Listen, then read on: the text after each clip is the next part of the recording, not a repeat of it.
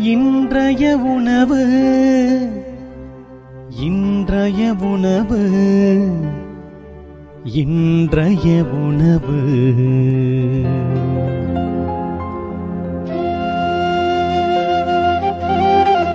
நற்செய்தி வழங்குபவர் தந்தை நிர்மல் ராஜ்.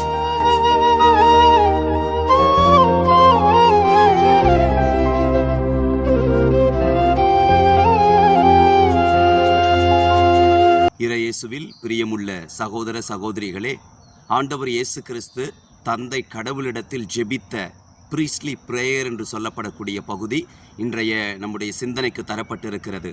யோவான் நற்செய்தி 17ஆம் அதிகாரம் 1-11 வரை உள்ள இறை வார்த்தைகள். ஆண்டவர் இயேசு தந்தையை பார்த்து இவ்வாறு ஜெபிக்கிறார். தந்தையே, நேரம் வந்துவிட்டது. மகன் உம்மை மாட்சிப்படுத்துமாறு நீர் மகனை மாட்சிப்படுத்தும். அன்பானவர்களே, மாட்சி என்கின்ற வார்த்தையை இன்றைக்கு நம்முடைய ஆராதனை வேளையிலே நாம் அதிகமாக பயன்படுத்துகிறோம். ஆண்டவரே, உம்மை மாட்சிப்படுத்துகிறேன், உம்மை ஆராதிக்கிறேன், உம்மை மகிமைப்படுத்துகிறேன், உம்மை போற்றி துதிக்கிறேன் என்றெல்லாம் ஆண்டவர் நமக்கு செய்த நன்மை தனங்களை நினைத்து அவரை நாம் மாட்சி என்கின்ற வார்த்தையையும் சொல்லி அவரை நாம் மகிமைப்படுத்துகிறோம், ஆராதிக்கின்றோம்.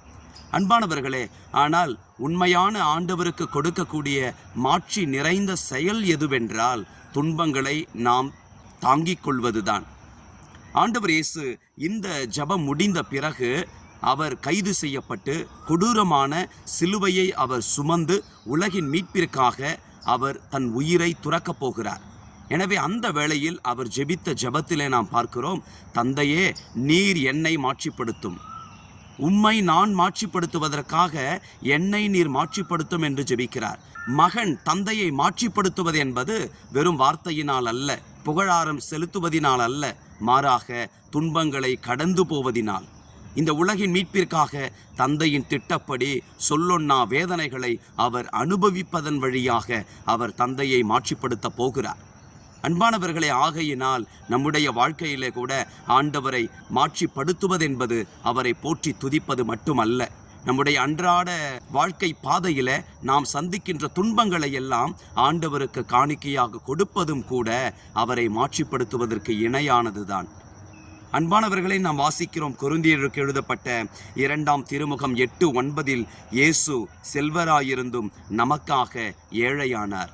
அவருடைய ஏழ்மையினால் நாம் செல்வராகும்படி அவர் அப்படி செய்தார். எங்கள் அன்பான ஆண்டவரே, நீர் கடவுளாக இருந்தும் திருமகன் இயேசுவின் விலையேற பெற்ற உயிரையே உலகின் மீட்பிற்காக நீர் கொடுக்க முனைந்தீரே.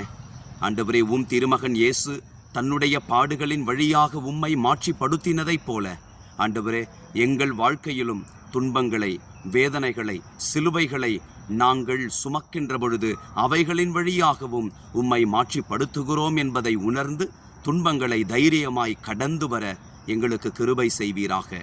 இயேசுவின் நாமத்தில் ஜெபிக்கின்றோம் தந்தையே, ஆமேன். God bless you.